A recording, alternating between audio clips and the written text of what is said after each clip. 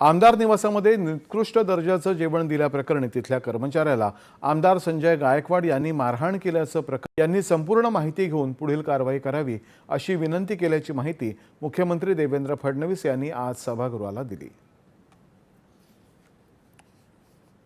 खरं म्हणजे मी देखील त्याची माहिती घेतली आणि तो व्हिडिओ मी देखील स्वतः बघितलेला आहे आणि निश्चितच अशा प्रकारचं वर्तन हे आपल्या कोणाही करता भूषणावं नाही। याच्याने विधिमंडळाची आणि आमदार म्हणून आपली सगळ्यांचीच प्रतिष्ठा प्रतिमा कुठेतरी कमी होते।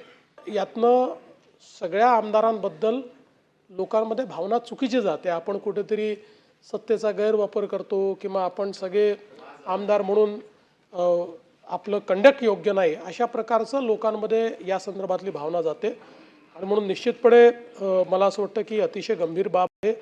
आपण आणि माननीय अध्यक्ष या दोघांनी याचा कॉग्निझन्स घ्यावा आणि या संदर्भात काय पुढील कारवाई करायची ते आपण करावी।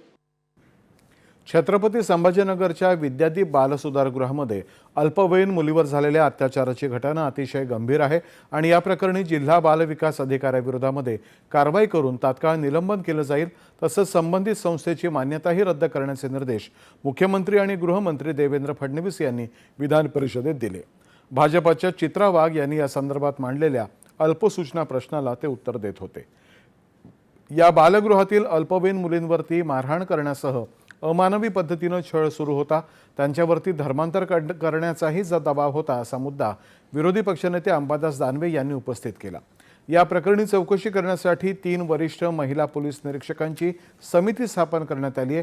त्यांनी या बालगृहाला भेट देत अनेक पीडित मुलींशी चर्चा करून या प्रकरणाची संपूर्ण माहिती घेतली आहे। उद्या ही समिती आपला अंतिम अहवाल देणार आहे। अहवाल आल्यानंतर या प्रकरणात सरकारी यंत्रणेतील जे कोणी प्रत्यक्ष किंवा अप्रत्यक्षपणे सहभागी असतील त्यांच्यावर निलंबनाची कारवाई केली जाईल असं आश्वासन मुख्यमंत्र्यांनी दिलं। मुंबई उच्च न्यायालयानेही न्यायमित्रामार्फत याची दखल घेत पावलं उचलली आहेत, याची माहितीही त्यांनी सभागृहाला दिली। राज्यात ग्राहकांना स्मार्ट मीटर्स लावण्याची कोणतीही सक्ती करण्यात आलेली नाही हे स्पष्ट करत असतानाच स्मार्ट मीटर्स लावल्यामुळे ग्राहकांच्या वीज बिलामध्ये कपात झाल्याची माहिती मुख्यमंत्री देवेंद्र फडणवीस यांनी आज विधान परिषदेमध्ये दिली। शिवसेना उबाठा पक्षाचे मिलिंद नार्वेकर यांनी मांडलेल्या लक्षवेधी सूचनेला ते उत्तर देत होते। राज्यामध्ये 37 लाख स्मार्ट मीटर्स लावण्यात आले आहेत, त्यापैकी केवळ 1% ग्राहकांच्या तक्रारी प्राप्त झाल्या आहेत। याशिवाय स्मार्ट मीटर वापरणाऱ्यांना सोलर अवर्समध्ये वापरलेल्या विजेवरती 10% सूट दिली जाणार आहे अशी माहिती त्यांनी दिली। स्मार्ट मीटर्सच्या सर्व बाबींचे डिजिटल फुटप्रिंट राहणार असल्यानं वीज वितरणाची उत्तम व्यवस्था त्यामुळे उभी राहील असंही मुख्यमंत्री म्हणाले।